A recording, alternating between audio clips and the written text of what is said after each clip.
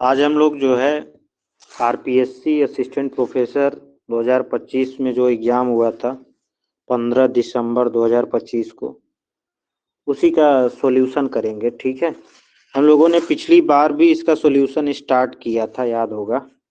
ठीक है, हाँ ठीक है। आरपीएससी असिस्टेंट प्रोफेसर 2025 का ये एग्ज़ाम है जो 15 दिसंबर को हुआ था, उसी का सॉल्यूशन हम लोग करेंगे। ठीक है ना, उसी को सॉल्व करेंगे। पिछली बार भी हमने सॉल्व किया था। और शालिनी, मुझे आप कल कॉल करिएगा, ठीक है। थोड़ा सा आप लोग सीरियसली जो है कुछ टॉपिक और हैं जिनको आप साइड बाय साइड तैयार करते चलो। ठीक है, बाकी क्लासेज आप रेगुलर करो, पढ़ाई करो अच्छे से, अप टू डेट रहो, ताकि जब भी आपका इंटरव्यू हो आपकी तैयारी ओके रहे हैं।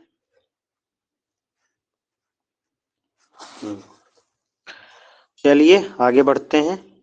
तो हम लोग देखो कितने क्वेश्चन हो गए थे, 16 क्वेश्चन हो गए थे, 16। अब आगे बढ़ेंगे हम लोग।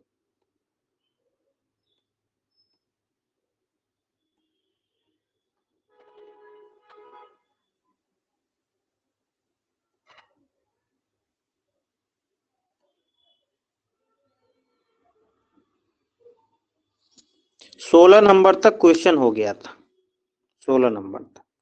अब हम लोग आगे बढ़ेंगे, 17 क्वेश्चन करेंगे 17 नंबर से। क्वेश्चन पेपर दिख रहा है ना काजोल, शालिनी, सभी को? जी सर। ओके। क्वेश्चन 17 नंबर पढ़िए। 17 नंबर क्वेश्चन देखिए, अच्छा है, आप लोग पढ़िए। हिंदी में क्वेश्चन है, निम्न कथनों पर विचार कीजिए और नीचे दी हुई कूट संख्याओं में से सही उत्तर चुनिए। पहला स्टेटमेंट है, समग्र पूर्ति शुद्ध निवेश पर आधारित निर्भर करती है। इंग्लिश में है, aggregate supply depends upon the net investment. दूसरा स्टेटमेंट है, समग्र मांग सकल निवेश पर निर्भर करता है। Aggregate demand depends on gross investment. और सी ऑप्शन है, aggregate demand and aggregate supply जो है में से प्रत्येक शुद्ध विनियोग पर निर्भर करती है। यानी चाहे वो समग्र मांग हो चाहे वो समग्र पूर्ति, दोनों जो है शुद्ध निवेश पर आधारित होते हैं। Good evening Jaya. आज हम लोग जया जो है आरपीएससी असिस्टेंट प्रोफेसर का पेपर सॉल्व कर रहे हैं जो 15 दिसंबर को हुआ था। ठीक है ना बेटा, उसी को कंटिन्यू कर रहे हैं। 16 क्वेश्चन पहले हो गए थे, आगे जो क्वेश्चन बकाया हैं उन्हीं को कर रहे हैं। 17 क्वेश्चन से आगे बढ़ रहे हैं हम लोग। ठीक है, 17 पढ़ रहे हैं और 17 में क्या कौन सा आंसर है उसको देखना है। और डी ऑप्शन है, समग्र मांग और समग्र पूर्ति में से प्रत्येक सकल विनियोग पर निर्भर करते हैं। Each of the aggregate demand and aggregate supply depends on gross investment. आप लोग बताओ भाई इसका answer. Happy new year, happy new year सभी को, नव वर्ष की शुभकामनाएं। आप लोग नव वर्ष में जल्दी और ऊंचे पदों पर जाइए। जो नौकरी में है वो ऊंचे पदों पे जाएं, जो नौकरी में नहीं है उनको जल्दी से नौकरी मिले। ठीक है, तो मेहनत करिए, मेहनत करोगे तो एक न एक दिन मिल ही जाएगी। ठीक है, बस ये है कि बस ये एज्यूम मत करो कि नौकरी मिल जाएगी, मिलेगी नहीं, लेना पड़ेगा। ठीक है, तो लेना पड़ेगा तो मेहनत करनी पड़ेगी। तो पढ़िए, अपना काम करिए, टाइम आएगा तो मिल जाएगी। तो 17 क्वेश्चन में आंसर क्या हो सकता है? एग्रीगेट जो सप्लाई होती है, जो समग्र पूर्ति होती है, वो किसके ऊपर निर्भर करती है? शुद्ध विनियोग के ऊपर।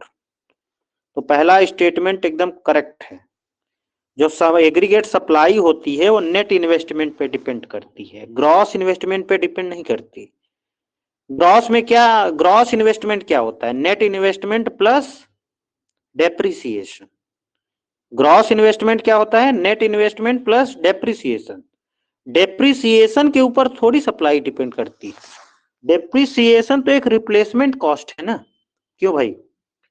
जो मूल्य ह्रास होता है जिसको बोलते हैं हम लोग, आप कोई भी मशीन यूज करते हो तो भाई वो घिसती है। हर महीने आप जैसे बस, साइकिल, ये मोटर बाइक ही ले लो, कार ले लो, हर महीने इसकी सर्विसिंग होती है। तो सर्विसिंग क्या है? उसको दोबारा से उसी फंक्शन में लाने के लिए सर्विसिंग होती है कि अच्छे से चले वो। लेकिन उसकी सप्लाई आप उससे अर्निंग नहीं हो रही है आपकी, ठीक है। वो मतलब उसी लेवल पे बनाए रखने के लिए वो उतना आपको खर्चा करना पड़ेगा, तो डेप्रिसिएशन होता है। उसके ऊपर उत्पादन निर्भर नहीं करता है, एग्रीगेट सप्लाई डिपेंड नहीं करती। एग्रीगेट सप्लाई उस पर डिपेंड करती है जो आपका नेट है, नेट आपके पास कितना पैसा है, नेट इन्वेस्टमेंट आपके लिए कितना पैसा बकाया है, उसके ऊपर एग्रीगेट सप्लाई डिपेंड करती है, ठीक है ना। तो एग्रीगेट सप्लाई नेट इन्वेस्टमेंट के ऊपर डिपेंड करती है, यानी शुद्ध विनियोग पर निर्भर करती है। और समग्र मांग सकल विनियोग पर निर्भर करती है। बट जो एग्रीगेट डिमांड होती है वो डिपेंड करती है ग्रॉस इन्वेस्टमेंट पे। आप एग्रीगेट डिमांड पढ़े होगे ना, एडी, एडी बराबर सी प्लस आई प्लस जी। ये तो आई जो है ये ग्रॉस इन्वेस्टमेंट है, नेट इन्वेस्टमेंट नहीं है, ग्रॉस इन्वेस्टमेंट। तो एडी जो है समग्र ग्रॉस इन्वेस्टमेंट पर डिपेंड करता है, ठीक है। तो 1 और 2 करेक्ट है, ए बी स्टेटमेंट करेक्ट है, और सी डी यहाँ से पता चलता है गलत है। तो ए बी, क्योंकि दो दो ही हैं तो ए बी करेक्ट हो जाएगा। समझ में आया कि नहीं भाई, क्लियर है ना। चलिए 18 क्वेश्चन देखते हैं। 18 क्वेश्चन देखते हैं। Which of the measures of money supply in India includes time deposits of commercial and cooperative banks? यानी कह रहा है भारत में मुद्रा आपूर्ति की किस माप में वाणिज्यिक और सहकारी बैंकों के समय जमाएं शामिल होती। तो आप लोग इसका आंसर बताइए भाई। इसका आंसर तो आसान है, कमेंट बॉक्स में आंसर करो जल्दी जल्दी फटाफट। कौन कौन आंसर बता रहा है?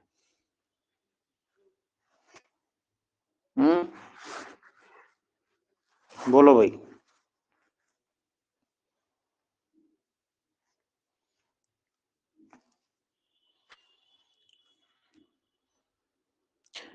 कौन से मेजर में समय जमाएं सहकारी बैंक की और वाणिज्यिक बैंकों की सम्मिलित होती हैं भाई? जया, काजोल, शालिनी, अवधेश, बताओ भाई। सी, 18 का सी बता रही हैं, क्या नाम है, काजोल। और जया तुम बताओ। ये आसान है, अगर आपको रिवाइज आपने किया होगा तो आंसर पता हो जाना चाहिए आप लोगों को। तो इसका आंसर क्या हो जाएगा, जैसे M1 है, ठीक है, M1 में क्या टाइम डिपॉजिट तो M1 में शामिल ही नहीं होता ना। M1 में चाहे वो कॉमर्शियल बैंक हो चाहे वो कोऑपरेटिव बैंक हो, दोनों की टाइम डिपॉजिट शामिल नहीं होती M1 में। तो M1 वाला आंसर तो किसी भी हाल में नहीं होगा। 1 और 3 ऑप्शन में M1 है, तो 1 और 3 एक्सक्लूड हो जाएंगे, हटा दिया जाएगा आंसर से। तो 1 तो आंसर गायब हो गया। अब 2 और 4 में से ही आंसर सही है कोई, और 2 और 4 कोई बताया नहीं है। नहीं नहीं, जया ने डी बताया है, ठीक है। तो जया का ही आंसर करेक्ट है, जया का आंसर एकदम करेक्ट है। चारों मेजर में केवल M4 जिसमें टाइम डिपॉजिट सम्मिलित होती है, और किसकी किसकी, कॉमर्शियल बैंक की और कोऑपरेटिव बैंक की। यानी M3 और M4 एक ऐसे मेजर हैं जिसमें सहकारी बैंक की भी समय जमा शामिल होती है और वाणिज्यिक बैंकों की भी समय जमाएं शामिल होती हैं। वो मेजर कौन सी है, M3 और M4। तो इसका आंसर क्या हो जाएगा, 4। समझ में आया? क्यों भाई, समझ में आया ना?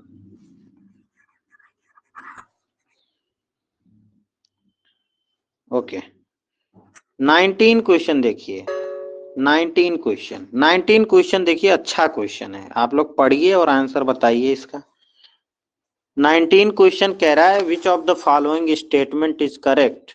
देखो राजस्थान में ऐसे क्वेश्चन आते हैं, बहुत लेंदी पेपर होता है, जिनका कॉन्सेप्ट क्लियर है बहुत अच्छे से कर ले जाएंगे, बट पढ़ना पड़ेगा। 3 घंटे का पेपर है, 150 क्वेश्चन है, एक क्वेश्चन के लिए 2 मिनट, तो आसान नहीं है। पता चला आपको आधा मिनट तो पढ़ते ही पढ़ते रख गया क्वेश्चन, क्योंकि बड़े बड़े क्वेश्चन होते हैं। अब ये क्वेश्चन थोड़ा बड़ा है, देखिए आप लोग। विच of the following statement is correct. about the relationship between the marginal propensity to save and elasticity of IS function। तो जरा आप लोग दिमाग लगाइए, करेक्ट पूछा है। अब देखो राजस्थान में एक और चीज है, करेक्ट और इनकरेक्ट से बहुत क्वेश्चन आते हैं, तो कभी कभार आदमी आते हुए भी क्वेश्चन गलत कर देता है। करेक्ट पूछा है कि इनकरेक्ट, वो लाइन अगर मिस कर दोगे तो गलत हो जाएगा आंसर। अब यही इनकरेक्ट लिख देता तो आप उसमें भी कंफ्यूज हो जाता है आदमी। तो करेक्ट यहाँ पे पूछा है, कह रहा है आईएस कर की इलास्टिसिटी और MPS marginal propensity to save में क्या रिलेशन है, यानी सीमांत बचत प्रवृत्ति और आईएस फलन के लोच के संबंध में क्या संबंध है, बताइए भाई। आप लोग सभी लोग जानते हो कि जो आईएस वक्र का ढाल होता है, slope of IC, slope of IS curve is equal to क्या होता है, हमने बताया था 1/1 मल्टीप्लायर अल्फा, अल्फा जी मतलब मल्टीप्लायर, और बी हमने बताया था, बी क्या है, investment elasticity, interest elasticity of investment, यानी निवेश की ब्याज लोच। अब देखो ये बताओ गुणक क्या होता है, अल्फा जी क्या होता है 1/MPS, यानी गुणक जो है एमपीएस के साथ विपरीत संबंध रखता है, गुणक एमपीएस के साथ विपरीत संबंध रखता है। तो अब आप लोग हमें बताओ, और स्लोप और इलास्टिसिटी में क्या संबंध होता है बेटा, स्लोप और इलास्टिसिटी में विपरीत संबंध होता है। अब अगर एमपीएस ज्यादा है, देखो पहला ऑप्शन पढ़िए आप, बचत की सीमांत प्रवृत्ति जितनी कम होती है गुणक का परिमाण उतना अधिक होता है। बिल्कुल, बचत की सीमांत प्रवृत्ति और गुणक में कैसा संबंध होता है, विपरीत संबंध, यानी बचत की सीमांत प्रवृत्ति जितनी कम होगी उतना ही गुणक अधिक होगा, और गुणक जितना अधिक होगा, और अल्फा, अब देखो गुणक और स्लोप ऑफ आईसी में क्या संबंध है, विपरीत। अब गुणक जितना अधिक होगा, देखो यहां लिखा है गुणक का परिमाण उतना अधिक होगा तथा आईएस कर की लोच भी उतनी ही अधिक होगी। अब गुणक अगर एमपीएस जितना कम होगा तो गुणक उतना ही अधिक होगा, और गुणक जितना अधिक होगा आईएस वक्र का ढाल उतना ही कम होगा, और ढाल कम है तो इसका मतलब लोच अधिक होगी। क्यों भाई, लोच अधिक होगी। तो फर्स्ट स्टेटमेंट यही तो लिखा है, बचत की सीमांत प्रवृत्ति जितनी कम होती है गुणक का परिमाण उतना ही अधिक होगा तथा आईएस वक्र की लोच भी उतनी ही अधिक होगी। एकदम सही है। क्यों भाई, समझ में आया कि नहीं, यानी lower the marginal propensity to save greater will be the magnitude of the multiplier and elasticity of IS function will be high. तो first option is correct answer, बाकी का देखने की जरूरत ही नहीं है, पहले में सही मिल गया तो फिर दूसरा काहे पढ़ना है, क्योंकि एक ही सही होगा ना, दो तो सही नहीं होंगे। दूसरा देख लेते हैं, बचत की सीमांत प्रवृत्ति अधिक होने से, बचत की अगर एमपीएस की वैल्यू अगर अधिक होगी तो गुणक का परिमाण भी अधिक होगा, नहीं कम होगा। दूसरा स्टेटमेंट गलत है। बचत की सीमांत प्रवृत्ति कम होने से गुणक का कम होता है, नहीं, दोनों में विपरीत संबंध है, थर्ड भी गलत।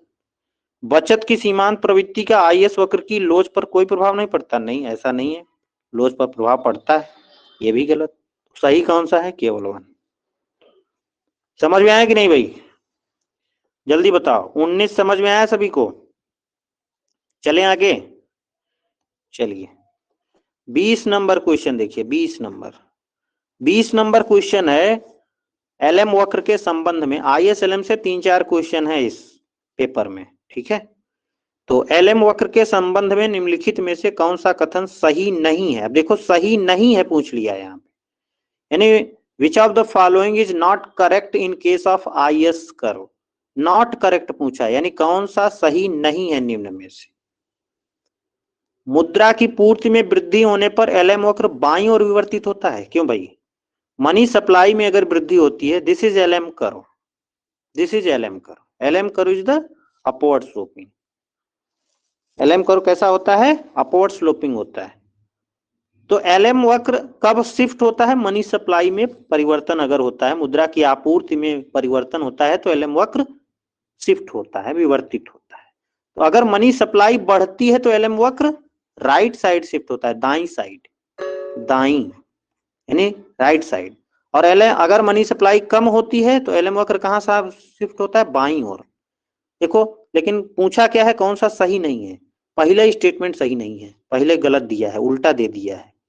मनी की सप्लाई यानी मुद्रा की पूर्ति में वृद्धि होने पर एलएम वक्र बाईं ओर परिवर्तित होता है, नहीं, मनी सप्लाई में वृद्धि हो एलएम वक्र दाईं ओर शिफ्ट होता है, राइट साइड, जबकि ये दाईं ओर लिखा है। तो पहला स्टेटमेंट गलत है, जो कि सही हो जाएगा आंसर। गलत ही पूछा है, सही हो जाएगा, 4 रो पढ़ने की जरूरत ही नहीं है। समझ में आया कि नहीं? क्यों भाई, 20 क्वेश्चन क्लियर है ना, 20 नंबर क्लियर है? ओके 21 देखिए, 21 number question, 21 number, IS-LM model की मान्यताओं के विषय में निम्न कथनों पर पढ़िए और कूट कथनों में सही उत्तर दीजिए। देखो ये भी अच्छा क्वेश्चन है, यानी read the following statements about the assumption of the ISLM model and choose the correct answer from the code given below.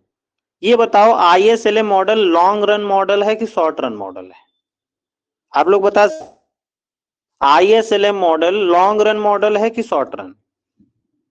Anyone comment box में आंसर दीजिए। ISLM शॉर्ट रन है कि लॉन्ग रन? जया तुमको कटघरे में खड़ा करना पड़ेगा लग रहा है। ISLM मॉडल किसने दिया था? कीनीजियन ने दिया था। किसने दिया था? कीनीजियन। कीन्स को फॉलो करने वाले जो अर्थशास्त्री थे उन्होंने ही ISLM मॉडल को दिया था। तो जब भाई कीन्स को फॉलो करने वाले अर्थशास्त्री ने ISLM मॉडल को दिया था तो कीन्स ने किसकी बात की थी? शॉर्ट रन की। तो ISLM मॉडल किसकी बात करता है? शॉर्ट रन की। यानी ये जो ओरिजिनल ISLM मॉडल है वो शॉर्ट रन की बात करता है। और शॉर्ट रन में कीन्स क्या मानता था? शॉर्ट रन में कीन्स मानता था कीमत दी हुई है। शॉर्ट रन में कीन्स क्या मानता था? प्राइस एंड वेज रिजिडिटी की बात करता था। यानी कीमत और मजदूरी और रेट ऑफ इंटरेस्ट तीनों स्थिर होते हैं शॉर्ट रन में, अकॉर्डिंग टू कीन्स या कीनीजियन कह लो। तो ISLM मॉडल कौन दिया था? हिक्स और एलन। हिक्स और एलन कौन है? Keynesian economist. इनको हम अर्ली कीनीजियन कह सकते हैं या पोस्ट कीनीजियन कह सकते हैं, ठीक है ना। तो अब आप बताइए ISLM मॉडल की अजम्पशन कौन हो सकती है? पहला स्टेटमेंट है कीमत स्तर दिया हुआ है और यह स्थिर है। Price level is given and it is constant. बिल्कुल सही है। ISLM मॉडल शॉर्ट रन को मानता है और शॉर्ट रन में कीमत स्तर दी हुई होती है और यह स्थिर होती है। तो पहला स्टेटमेंट सही है। दूसरा, इस कीमत स्तर पर जितनी मांग की जाती है उतनी आपूर्ति करने के लिए हमें फर्में इच्छुक होती हैं। बिल्कुल सही है। Firm are willing to supply whatever amount is demanded at that price level. यानी अगर कीमत स्तर दिया हुआ है तो एक फर्म उस कीमत स्तर पर जितनी मांग होती है वो पूरी सप्लाई करने के लिए रेडी रहती है। तो बी भी सही है ना। तीसरा स्टेटमेंट है अल्पकालीन आपूर्ति वक्र ऊपर की ओर उठता है। कीन्स के केस में हमने कीनीजियन थ्योरी आप लोगों को पढ़ाई है। कीन्स का जो एग्रीगेट सप्लाई कर होता है वो कहीं ना कहीं हॉरिजॉन्टल होता है। दिस इज एग्रीगेट सप्लाई कर कीनीजियन। कीनीजियन का एग्रीगेट सप्लाई कर कैसा होता है? हॉरिजॉन्टल होता है, न कि अपवर्ड स्लोपिंग होता है। तो थर्ड स्टेटमेंट रॉन्ग हो जाएगा। यानी शॉर्ट रन एग्रीगेट सप्लाई कर इज अपवर्ड स्लोपिंग, ये गलत है। ये इस तरह का होता है अपवर्ड स्लोपिंग, यानी वो क्षैतिज यानी हॉरिजॉन्टल। चौथा स्टेटमेंट उत्पादन पूर्ण रोजगार स्तर से नीचे होता है। बिल्कुल। Output is below the full employment level. Keynes जो थे या जो कीनीजियन थे वो फुल एम्प्लॉयमेंट की बात नहीं करते थे, वो लेस देन फुल एम्प्लॉयमेंट की बात करते थे, पूर्ण रोजगार स्तर से नीचे की बात करते थे, क्योंकि उनका मानना था कि पूर्ण रोजगार होता ही नहीं। ठीक है, ये परिकल्पना मात्र है, इसकी कोई कल्पना नहीं की जा सकती। तो डी भी सही है। तो कौन कौन से सही है? A B D. A B D किस में मिल रहा है? ए बी डी थर्ड में मिल रहा है। तो third will be correct answer. क्यों भाई, समझ में आया? कुछ नया चीजें मिल रहा है कि नहीं? क्वेश्चन सॉल्व करने से दिमाग खुल रहा है कि नहीं? जंग तो नहीं लगा है? जंग नहीं लगना चाहिए, दिमाग खुलना चाहिए, ठीक है ना। जंग लगेगा तो फिर कैसे काम चलेगा? फिर ठोक पीट के आदमी जंग को खत्म करता है ना, तो वैसे ये क्वेश्चन जंग को खत्म कर रहे होंगे कि नहीं अभी पढ़ना है। ठीक है, चलिए 22 क्वेश्चन देखिए। 22 लाइफर वक्र दर्शाता है। लाइफर वक्र हम लोग किस में पढ़ते हैं? जो सप्लाई साइड इकोनॉमिस्ट थे, सप्लाई साइड मतलब जो पूर्ति पक्षी अर्थशास्त्री थे, उन्होंने लाइफर वक्र दिया था। लाइफर एक पूर्ति पक्षी अर्थशास्त्री थे, उन्होंने एक अपने ही नाम पे लाइफर वक्र दिया था। Lifer curve represents, lifer curve क्या दर्शाता है? कर की दरों में वृद्धि से राजस्व में वृद्धि होती है। लाइफर वक्र किस तरह का होता है आपको पता है ना? इस तरीके का होता है। दिस इज लाइफर वक्र। कर की दर, कर की दर और कर राजस्व, ठीक है, यानी टैक्स रेवेन्यू और टैक्स रेट में संबंध को दर्शाता है, रिलेशन को बतलाता है। वो भी कैसा? उल्टा यू शेप का होता है, उल्टा इन्वर्टेड यू शेप का होता है। तो पहला स्टेटमेंट है, पहला ऑप्शन है, कर की दरों में वृद्धि से राजस्व में वृद्धि होती है। कर की दर अगर वृद्धि हो रही, कर की दर वृद्धि हो रही तो राजस्व में वृद्धि होती है, बिल्कुल सही है। लेकिन इसके एक लिमिट तक वृद्धि होती है, उसके बाद कर की दर में आप वृद्धि करते हो तो राजस्व घटने लगता है, क्योंकि पहले इस ऑप्शन में ऐसा नहीं कहा गया, तो ये गलत हो जाएगा। यानी 22 का 1 रॉन्ग है। ठीक है, चलिए दूसरा पढ़ते हैं। एक सीमा के बाद कर की दरों में वृद्धि राजस्व में वृद्धि के बजाय कमी लाता है। तो जो कमी पहले ऑप्शन में रह गई थी वो दूसरा ऑप्शन पूरा कर दिया, तो दूसरा ऑप्शन एकदम करेक्ट आंसर है। Second will be correct answer. यानी एक सीमा के बाद, यानी ये जो ए मान लीजिए इसका ए पॉइंट है, एक सीमा के बाद यानी ए पॉइंट के बाद कर की दर में सरकार अगर वृद्धि करती है, गवर्नमेंट अगर वृद्धि करती है तो रेवेन्यू में वृद्धि की बजाय कमी होने लगती है। यानी बियॉन्ड अ सर्टेन पॉइंट, यानी a point, increasing tax rate according to government reduces the tax revenues rather than increasing it. Okay, यानी जो रेवेन्यू होता है इंक्रीजिंग के बजाय घटने लगता है अगर सरकार एक लेवल के बाद जो है अगर टैक्स रेट बढ़ाती है। ठीक है, समझ में आया? थर्ड विल बी, अब देखो एक आंसर सही मिल गया है तो पढ़ने की जरूरत ही नहीं है, सेकंड ऑप्शन करेक्ट है। ठीक, चलिए 23 क्वेश्चन देखते हैं। 23 क्वेश्चन देखिए, इंटरेस्टिंग क्वेश्चन है, आप लोग पढ़िए जरा। कह रहा है निम्नलिखित में से कौन सा कथन सही नहीं है? अब देखो यहाँ भी फिर भी सही नहीं पूछ लिया, यानी which of the following statements is not correct, यानी फॉलोइंग स्टेटमेंट से कौन सा इनकरेक्ट है या नॉट करेक्ट है। तो नॉट करेक्ट पूछा है, ये भी ध्यान में रखिएगा, सही नहीं है पूछा है। पहला स्टेटमेंट है, सरकारी व्यय में वृद्धि या घाटे के बजट की राजकोषीय नीति निजी निवेश को विस्थापित कर देती है। क्यों भाई? यानी इंक्रीज इन गवर्नमेंट एक्सपेंडिचर और fiscal policy of budget deficit crowds out private investment. यानी अगर सरकार जो है, सरकार के बजट घाटा में है या सरकार अपनी एक्सपेंडिचर बढ़ाने लगती है तो उससे क्या निजी निवेश कम होने लगता है या क्राउड आउट होने लगता है, निजी निवेश विस्थापित हो जाता है, घट जाता है। बिल्कुल सही बात, इसी को तो क्राउडिंग आउट बोलते हैं। तो पहला स्टेटमेंट सही है, लेकिन ढूंढना क्या है? गलत वाला। विस्थापन प्रभाव का परिमाण निवेश मांग की लोच पर निर्भर करता है। Magnitude of the crowding out effect depends on the elasticity of investment demand. क्यों भाई? हमने आप लोगों को क्राउडिंग आउट पढ़ाया था। क्राउडिंग आउट आईएस वक्र के ढाल पे भी डिपेंड करता है और एलएम वक्र के ढाल पे। यानी क्राउडिंग आउट जो है या जो विस्थापन प्रभाव है वो आईएस वक्र के स्लोप पे डिपेंड करता है और एलएम वक्र के भी स्लोप पे। और आईएस वक्र का स्लोप क्या होता है? निवेश मांग की लोच पर भी निर्भर करता है, तो कहीं ना कहीं विस्थापन प्रभाव भी इस पर निर्भर करेगा। तो 2 भी सही है, लेकिन हमें ढूंढना क्या है? गलत वाला। हमें ढूंढना क्या है? गलत वाला। तो गलत वाला ढूंढो।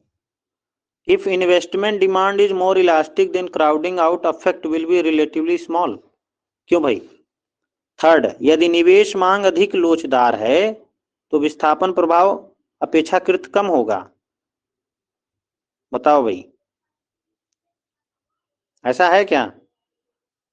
अच्छा आप लोग ये बताइए हमें, आई एस वक्र के ढाल और एल एम वक्र के ढाल के साथ क्राउडिंग आउट का क्या संबंध है? हमने पढ़ाया था आप लोगों को। आई एस वक्र के ढाल के साथ क्राउडिंग आउट का क्या संबंध है? प्रत्यक्ष संबंध है कि अप्रत्यक्ष, डायरेक्ट कि इनडायरेक्ट, इनवर्स रिलेशन है कि डायरेक्ट रिलेशन है? क्यों भाई? हम्म,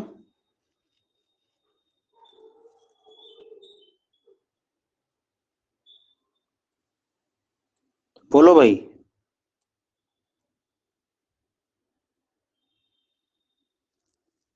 बता नहीं रहे हो?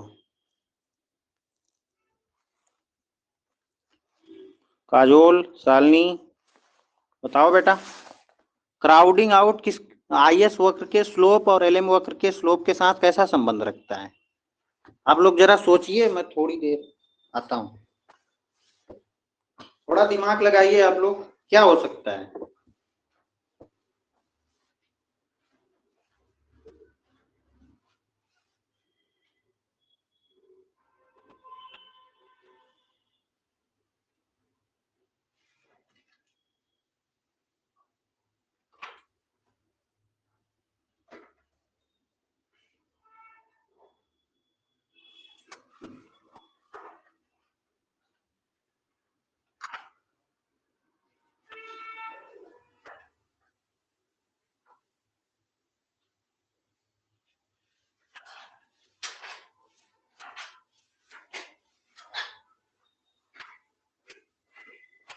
क्यों भाई,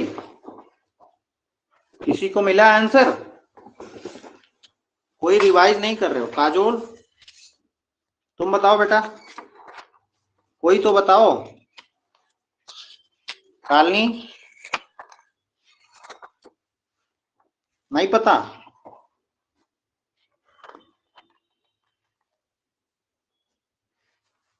सर आईएस वक्र पर क्राउडिंग आउट का प्रभाव पड़ता है, लेकिन एलएम वक्र पर प्रभावित नहीं होता है। क्या आई एस वक्र का क्या? आप फिर से बोलिए। सर आईएस वक्र पर क्राउडिंग आउट प्रभावित होता है, बट एलएम वक्र पर प्रभावित नहीं होता है। वो तो ठीक है, हमने स्लोप अभी बताया ना। आप थोड़ा सा रिवाइज नहीं किए हो लग रहा है। रिवाइज नहीं किए हो ना?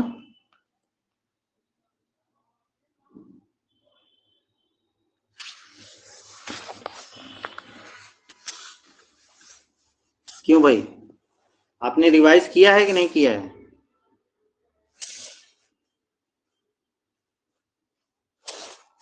नहीं किया है?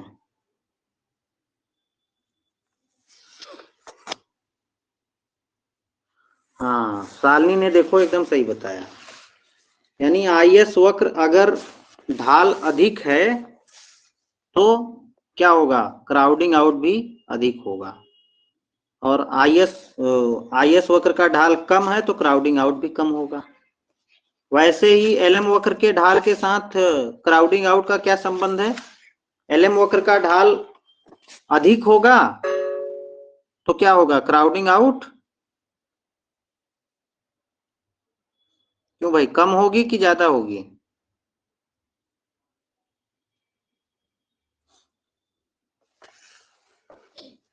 तो आइए देखिए, बता देते हैं आप लोगों को। थोड़ा सा ध्यान में रखिएगा। कौन सा क्वेश्चन था? हाँ, ये वाला 23। देखिए 23 के लिए दो बातें ध्यान में रखना है। आई एस वक्र का ढाल यानी स्लोप और क्राउडिंग आउट में क्या संबंध है? आई एस वक्र का ढाल और क्राउडिंग आउट में विपरीत संबंध है। ठीक है, विपरीत संबंध। ठीक। और एल एम वक्र का ढाल और क्राउडिंग आउट में क्या संबंध है? प्रत्यक्ष संबंध है। ठीक है, डायरेक्ट संबंध। एल एम वक्र का ढाल जितना ही अधिक होगा उतना ही ज्यादा क्राउडिंग आउट होगी, और आई एस वक्र का ढाल जितना अधिक होगा उतना ही क्राउडिंग आउट कम होगी। ठीक है। तो कहीं अब आई एस वक्र का ढाल हम लोग सभी लोग जानते हैं निवेश मांग की लोच पर भी निर्भर करता है, depends on elasticity of investment demand.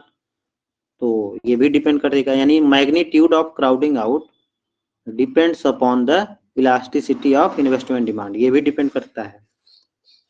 तो दूसरा भी सही है, हमें गलत वाला ढूंढना है। थर्ड वाला देखिए, यदि निवेश मांग अधिक लोचदार है, अभी देखो यहीं से क्वेश्चन सॉल्व होगा ये। यदि निवेश मांग अधिक लोचदार है तो विस्थापन प्रभाव अपेक्षाकृत कम होगा, यानी if investment demand is more elastic. अब आईएस वक्र का ढाल अभी हमने बताया था आप लोगों को, किसके ऊपर निर्भर करता है, 1/अल्फा जी इंटू बी। बी मतलब इन्वेस्टमेंट डिमांड की इलास्टिसिटी, यानी निवेश मांग की लोच।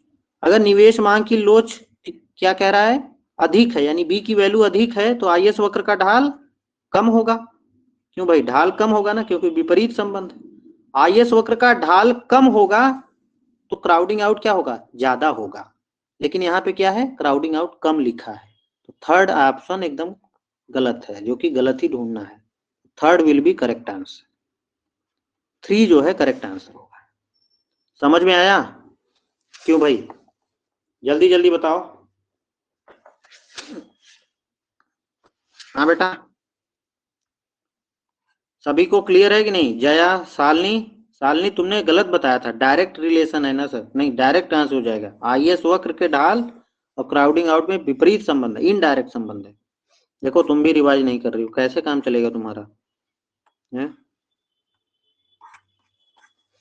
काजोल समझ में आया? 23 का आंसर थर्ड है।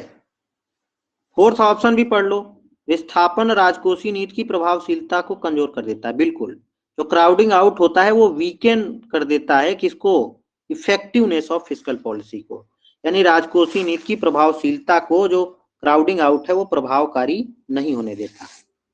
ठीक है, तो fourth will be correct. Fourth भी सही है, 2 भी सही है, 1 भी सही। गलत कौन सा है, केवल थर्ड। तो गलत ही पूछा है तो थर्ड करेक्ट आंसर हो गया। काजोल अभी क्लियर है ना मेरी आवाज? अभी कोई समझ जा, अभी कोई दिक्कत तो नहीं है ना? हाँ ओके, चलिए 24 क्वेश्चन देखिए। 24 नंबर क्वेश्चन अब सॉल्व करते हैं। 24 नंबर क्वेश्चन देखिए आप लोग। 24 नंबर पढ़िए आप लोग अच्छे से। 24 क्वेश्चन है, निम्नलिखित में से कौन सा मुद्रा गुणक का निर्धारक नहीं है? कह रहा है which one of the following is not a determinant of money multiplier. Money multiplier का निर्धारक कौन सा है? मनी मल्टीप्लायर का फार्मूला क्या होता है, m बराबर 1 plus C divided by C plus R plus E. याद है कि नहीं? This is money multiplier formula. C is what, C is the currency demand deposit ratio, और आर क्या है, रिजर्व डिमांड डिपॉजिट रेशियो, और ई क्या है, excess reserve demand deposit ratio. ठीक है, आर को हम रिक्वायर्ड बोलते हैं, यानी या आवश्यक रिजर्व। ठीक है, ई को अतिरिक्त रिजर्व। तो आप देखिए मुद्रा गुणक का कौन सा निर्धारक नहीं है? ऋण जमा अनुपात है, credit deposit ratio. Credit deposit ratio भी मनी मल्टीप्लायर का पार्ट डिटर्मिनेंट है एकदम, तो ये भी सही है। Required reserve demand deposit ratio, ये भी पार्ट है। Excess reserve credit ratio, credit ratio नहीं होता, excess reserve demand deposit ratio, यानी ये जो ई है, ई को क्या बोलते हैं, excess reserve demand deposit ratio. तो एक्सेस रिजर्व क्रेडिट रेशियो लिखा है तो यही गलत हो जाएगा। एक्सेस रिजर्व डिमांड, देखो डिपॉजिट रेशियो लिखा है ना यहाँ पे, एक्सेस रिजर्व डिपॉजिट रेशियो, तो ये सही है। फोर्थ भी सही है, 2 भी सही है, 1 भी सही है, केवल 3 गलत है। यानी अतिरिक्त रिजर्व ऋण अनुपात नहीं होता, अतिरिक्त रिजर्व जमा अनुपात होता है। ठीक है ना, सब में डिमांड डिपॉजिट का जिक्र, वो डिपॉजिट रेशियो होते हैं, क्रेडिट रेशियो नहीं होता। ये एक्सेस रिजर्व डिपॉजिट रेशियो होता है, यानी डिपॉजिट का आपने कितना रिजर्व रखा है, अतिरिक्त रिजर्व रखा है। वो क्रेडिट का थोड़ी रखोगे, डिपॉजिट का ही तो रखोगे। जो आप हम लोग पैसा जमा करते हैं, बैंक उसका एक्सेस रिजर्व रखती है ना। ठीक है, कुछ रिजर्व मतलब रिक्वायर्ड रिजर्व रखती है, जैसे सीआरआर एसएलआर भी गवर्नमेंट रखती है, वो बैंकें रखती हैं। डिपॉजिट का जो भी पैसा हम लोग डिपॉजिट रखते हैं बैंकों में, उसका कुछ पार्ट आरबीआई के रूल रेगुलेशन के अकॉर्डिंग जो है बैंक के रिक्वायर्ड रिजर्व और डिपॉजिट रेशियो रखती हैं। डिपॉजिट का कुछ रिक्वायर्ड रिजर्व रखती हैं, वैसे ही एक्सेस रिजर्व भी रखती हैं, डिपॉजिट का, क्रेडिट का नहीं, डिपॉजिट का। तो इसलिए third will be wrong answer, यानी रॉन्ग स्टेटमेंट। तो रॉन्ग ही पूछा है, तो थर्ड एकदम करेक्ट आंसर। क्लियर है कि नहीं भाई, समझ में आया? हाँ, देखो थोड़ा लेंदी क्वेश्चन है, इसलिए क्वेश्चन बहुत कम हो रहे हैं, थोड़ा फास्ट चलते हैं। तो चलिए 25 क्वेश्चन देखते हैं। 25 नंबर देखिए, 25 नंबर क्वेश्चन। मुद्रा आपूर्ति में प्रत्येक वृद्धि के साथ बैंक साख बढ़ती है, पर ऐसा पूर्णतया उसी अनुपात में नहीं होता, क्योंकि with every increase in the money supply bank credit increases, but this does not happen in exactly the same proportion, because यानी मनी सप्लाई में जो प्रत्येक वृद्धि होती है बैंकिंग साख उससे बढ़ती है, लेकिन ये जरूरी नहीं है कि मनी सप्लाई जिस अनुपात में बढ़े उसी अनुपात में बैंकों की साख भी बढ़े। ऐसा नहीं है। ऐसा नहीं है तो क्यों ऐसा नहीं है, इसका रीजन पूछ रहा है। क्योंकि सीमांत बचत प्रवृत्ति स्थिर होती है। क्या लोगों की सीमांत बचत प्रवृत्ति स्थिर होती है?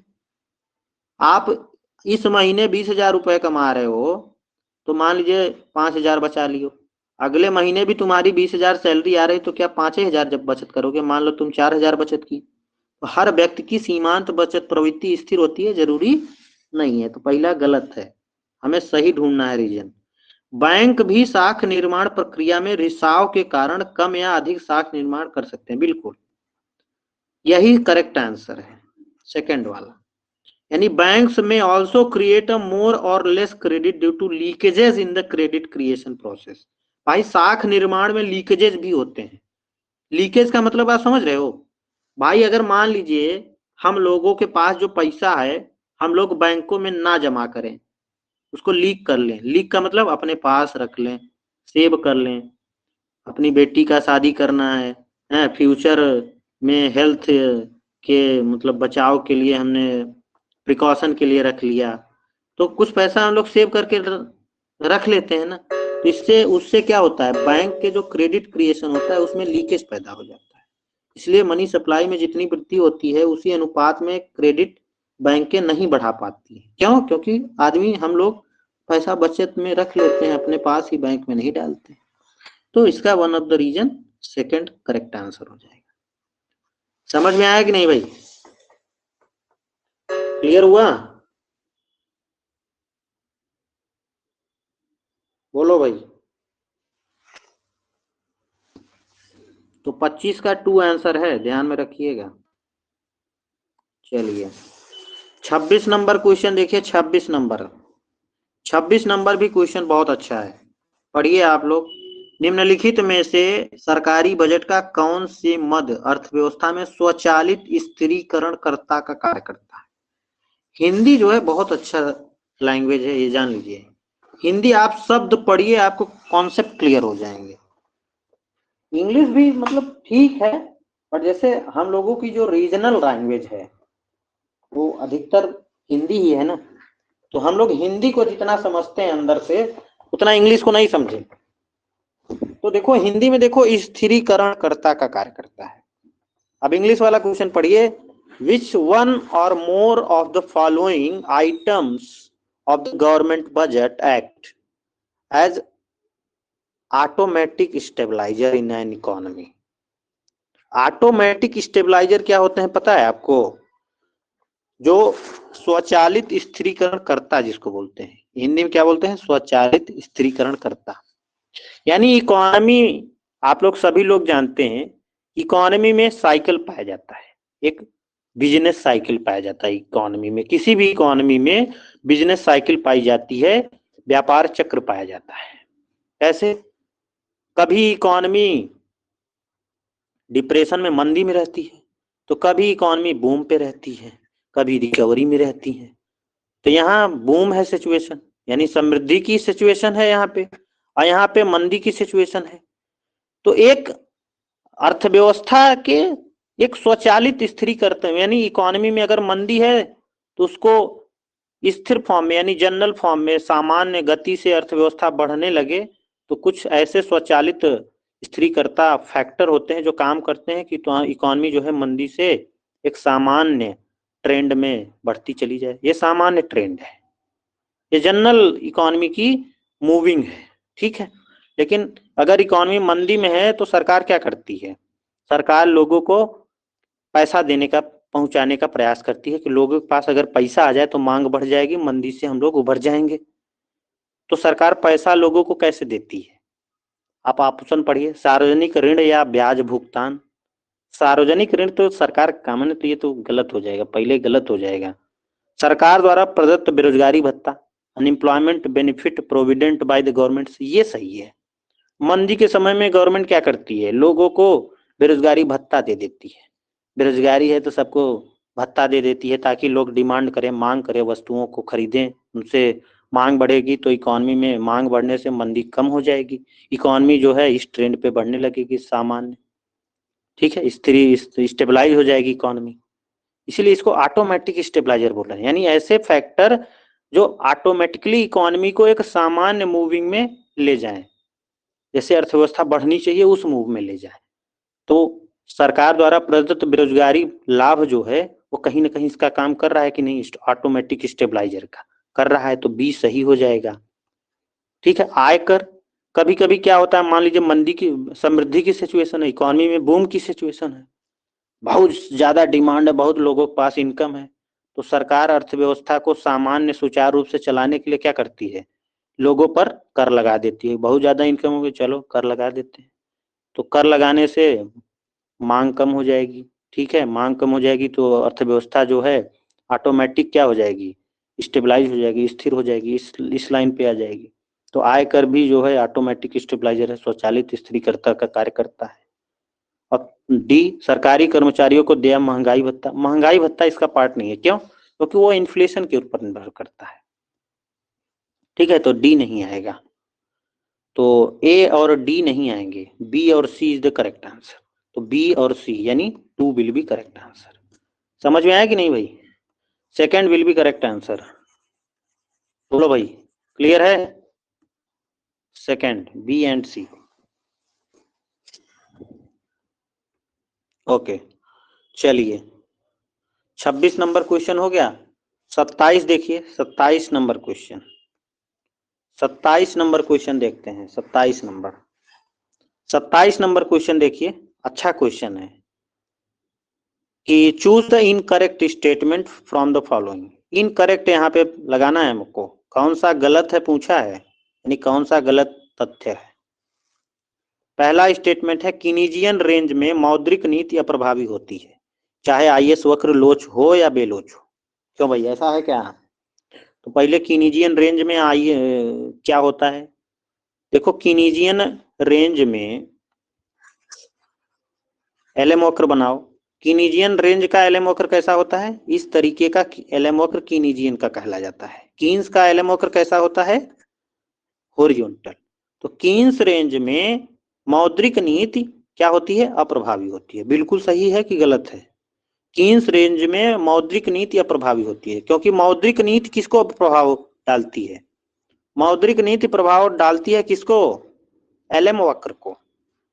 भाई मॉनेटरी पॉलिसी किसको अफेक्ट करती है? एलएम वक्र को। एलएम वक्र एकदम हॉरिजॉन्टल हो गया है, इंटरेस्ट रेट कांस्टेंट हो गया है, क्लोज टू जीरो हो गया है।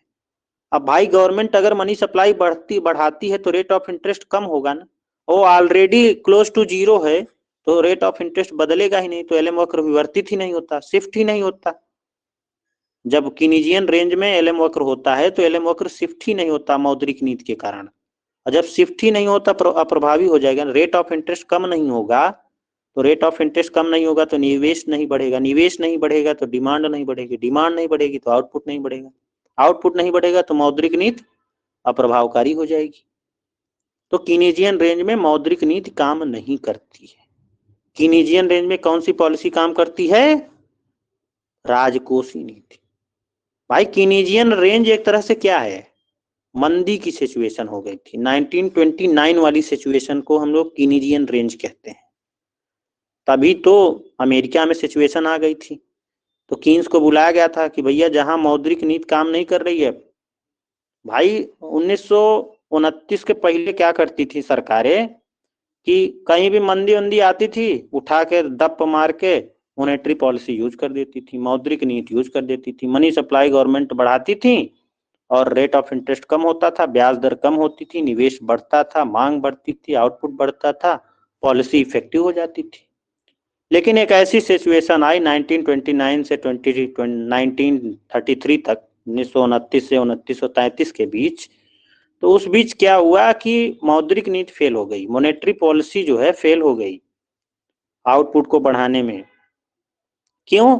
क्योंकि 1929 में जो रेट ऑफ इंटरेस्ट था वो लिक्विडिटी ट्रैप में चला गया, लिक्विडिटी ट्रैप, तरलता जाल में चला गया, जो कि क्लोज टू जीरो चला गया। अब उस सिचुएशन में अगर देश जो है मौद्रिक नीति को अपनाते थे तो मनी सप्लाई बढ़ाने से क्या होता है, मनी सप्लाई कंट्रीज क्यों बढ़ाती थी, मौद्रिक नीति के जरिए मनी सप्लाई क्यों बढ़ाया जाता है, मनी सप्लाई बढ़ाने से रेट ऑफ इंटरेस्ट कम होता है, ब्याज दर कम होता है, ब्याज दर कम होने से क्या होता है, निवेश बढ़ता है, और निवेश बढ़ने से रोजगार बढ़ता है, डिमांड बढ़ती है। लेकिन जब ऑलरेडी लिक्विडिटी ट्रैप की सिचुएशन है तो अगर कंट्री देश जो है मौद्रिक नीति अपनाएंगे, मनी सप्लाई बढ़ाएंगे, तो ऑलरेडी ब्याज दर क्लोज टू जीरो है, लिक्विडिटी ट्रैप में है, तो ब्याज दर कम ही नहीं होगा, तो ब्याज दर कम नहीं होगा तो निवेश बढ़ेगा ही नहीं, निवेश नहीं बढ़ेगा तो डिमांड नहीं बढ़ेगी, डिमांड नहीं बढ़ेगी तो रोजगार नहीं बढ़ेगा, उत्पादन नहीं बढ़ेगा। तो वहां पर राजकोषीय नीति आ गई। राजकोषीय नीति का कॉन्सेप्ट कहां से आया? 1929 के बाद मंदी की सिचुएशन जब थी, उससे उबरने के लिए कीन्स ने फिस्कल पॉलिसी का इंट्रोड्यूस किया था। ठीक है, तो पहला स्टेटमेंट क्या हो जाएगा? पहला स्टेटमेंट सही है, लेकिन हमें क्या ढूंढना है? गलत वाला। तो पहला तो सही है, कीनीजियन रेंज में मौद्रिक नीति अप्रभावी होती है, चाहे आईएस वक्र का लोचदार है या बेलोच है, यानी in Keynesian range monetary policy is ineffective whether the IS curve is elastic और इनइलास्टिक। तो ये स्टेटमेंट सही है। सेकंड स्टेटमेंट देखिए, क्लासिकल रेंज में राजकोषीय नीति प्रभावी होती है, चाहे आईएस वक्र अत्यधिक लोचदार हो, यानी in the classical range fiscal policy is effective when IS curve is highly elastic. अब की क्लासिकल रेंज में आप लोग बताओ कैसा होता है एलएम वक्र? क्लासिकल रेंज में एलएम वक्र कैसा होता है?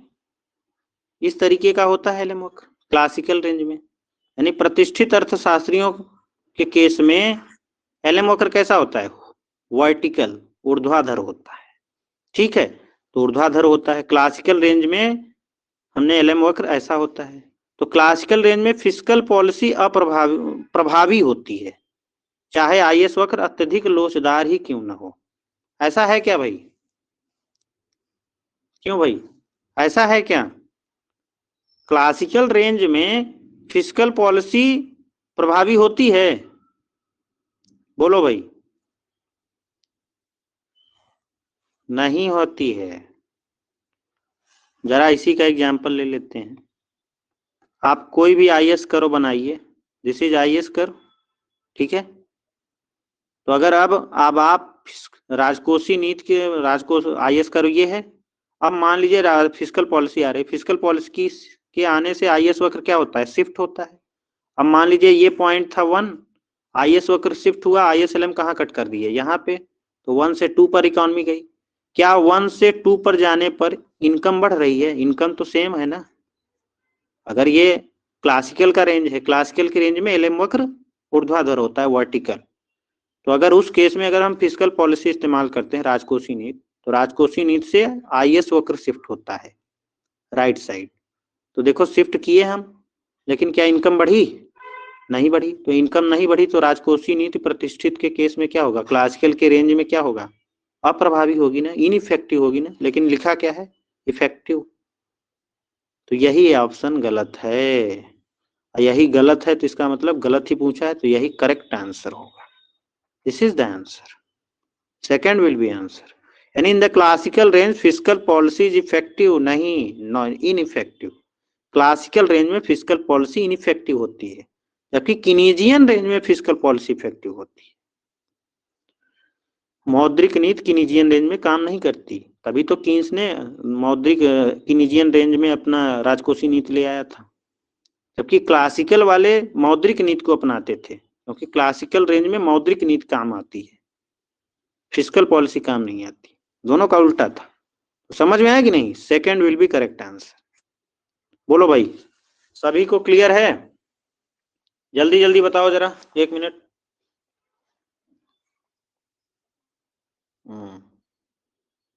ओके, चलिए 28 नंबर क्वेश्चन देखिए, 28 नंबर, 28 क्वेश्चन। अब देखो, अभी हम लोग इंटरनेशनल पढ़ रहे हैं। इंटरनेशनल में मैंने आप लोगों को मंडल फ्लेमिंग मॉडल पढ़ाया। 2-4 क्वेश्चन मंडल फ्लेमिंग से आए हुए हैं आरपीएससी में। 28वां क्वेश्चन मंडल फ्लेमिंग मॉडल से ही है। मंडल फ्लेमिंग मॉडल अच्छे से आप लोगों ने पढ़ा होगा, तुरंत आंसर बता दोगे। तो चलिए फटाफट पूछते हैं आप लोगों से। पहला स्टेटमेंट है, क्वेश्चन है, consider the following statements and choose the correct answer from the quotes given below. यानी निम्न कथनों पर विचार कीजिए और दिए हुए कूट में से सही उत्तर चुनिए। तो कूट दिए हुए हैं A B C, A B C. चलिए कूट पढ़िए। पहला कूट है, पहला स्टेटमेंट है, पूंजी गतिशीलता के साथ लोचशील विनिमय दरों के अंतर्गत केंद्रीय बैंक स्वतंत्र मौद्रिक नीति नहीं चला सकता। क्यों भाई? Under the flexible exchange rates with capital mobility, the central bank cannot run independent monetary policy। क्या अब आप लोग बताओ, फिर फ्लेक्सिबल एक्सचेंज रेट में मौद्रिक नीति प्रभावकारी होती है कि नहीं होती? चला सकता है कि नहीं चला सकता? फ्लेक्सिबल एक्सचेंज रेट में मौद्रिक नीति प्रभावकारी होती है कि नहीं होती? कह रहा है नहीं चला सकता, तो यानी मौद्रिक नीति अप्रभावकारी है। तो क्या लोचशील विनिमय दर प्रणाली में मौद्रिक नीति अप्रभावकारी होती है? ये प्रभावकारी होती है, प्रभावकारी होती है। मौद्रिक नीति क्या होती है? प्रभावकारी होती है। हम यहाँ पे स्टेटमेंट लिख दे रहे हैं। फिक्स्ड एक्सचेंज रेट में कौन सी पॉलिसी काम आती है? फिस्कल पॉलिसी काम आती है, यानी प्रभावकारी होती है, काम करती है। ठीक है, मॉनेटरी पॉलिसी काम नहीं करती है। और वहीं फ्लेक्सिबल वाले में, फ्लेक्सिबल एक्सचेंज रेट में मॉनेटरी पॉलिसी काम करती है, मॉनेटरी पॉलिसी काम करती है, फिस्कल पॉलिसी काम नहीं करती है। तो अब आंसर बता दीजिए आप लोग। पहला स्टेटमेंट क्या है? गलत है। कह रहा है पहला स्टेटमेंट में पूंजी गतिशीलता के साथ लोचशील विनिमय दरों के अंतर्गत केंद्रीय बैंक स्वतंत्र मौद्रिक नीति नहीं चलाती। यानी फ्लेक्सिबल एक्सचेंज में मॉनेटरी पॉलिसी काम करती है ना, तो चला सकती है ना, ये नहीं चला सकती लिखा है, तो ए गलत है। ए विल बी रॉन्ग स्टेटमेंट, यानी ए जो है गलत स्टेटमेंट है। ठीक है, चलिए बी देखते हैं। पूंजी गतिशीलता के साथ स्थिर विनिमय दरों के अंतर्गत राजकोषीय नीति अत्यधिक प्रभावकारी होती है। स्थिर विनिमय दरों के अंतर्गत राजकोषीय नीति काम करती है, यानी प्रभावकारी होती है, तो बी वाला करेक्ट है। यानी fiscal policy is highly effective under the fixed exchange rates with the capital mobility, तो दिस इज करेक्ट। चलिए थर्ड पढ़ते हैं, तैरती हुई विनिमय दर। तैरती हुई विनिमय दर, लोचशील विनिमय दर सब एक ही चीज है। ठीक है, under the floating exchange, floating, flexible, these are the same. ठीक है, अलग नहीं है ये। तो तैरती हुई विनिमय दरों के अंतर्गत उत्पादन को परिवर्तन करने में मौद्रिक नीति अत्यधिक प्रभावकारी, राजकोषीय नीति अप्रभावकारी रहती है। क्या हुई आप लोग बताओ भाई? तैरती मतलब फ्लेक्सिबल, लचीली विनिमय दर प्रणाली के अंतर्गत मौद्रिक नीति काम करती है, तो मौद्रिक नीति अत्यधिक प्रभावकारी, बिल्कुल सही है, यानी हाईली इफेक्टिव मॉनेटरी पॉलिसी होती है। ठीक, अब फिस्कल पॉलिसी काम नहीं करती, राजकोषीय नीति अप्रभावकारी होती है, बिल्कुल सही है, फिस्कल पॉलिसी इज इनइफेक्टिव, तो सी भी सही है, सी भी सही है, यानी B and C is correct answer. B and C, B and C मतलब second will be correct answer. समझ में आया? क्यों भाई, सभी को क्लियर है? कोई डाउट, कोई समस्या, कोई दिक्कत? कोई डाउट नहीं है ना? हाँ, तो चलिए आज की कथा यहीं पे समाप्त करते हैं।